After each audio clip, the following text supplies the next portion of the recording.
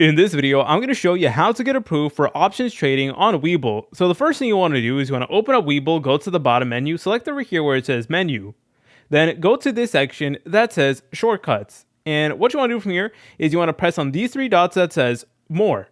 Once you're over here, you want to go ahead and just scroll down until you see this section that says account. And then over here, you're going to see this section over here that says option trading level. And this will allow you to apply for options trading on Webull. So you will need to apply for it. It's not like you just download Webull and automatically get access to it.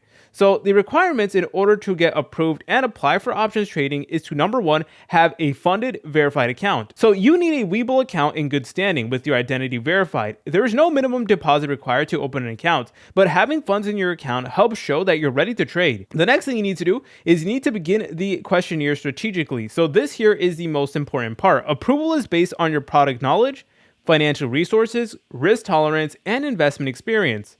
So when it comes to inputting information about general investment experience, if you select on none or not much, you're likely to be denied. So your best chances of getting approved for options is to demonstrate that you actually do have investment experience when it comes to investing, like in stocks or something like that, or if you've done paper trading before, that also does count as experience. So even if you are a novice, indicating that you plan to gain experience in the near future, which is 1 to 2 years, can help. So you want to make sure you understand basic concepts such as calls, puts, strike prices, and expiration dates.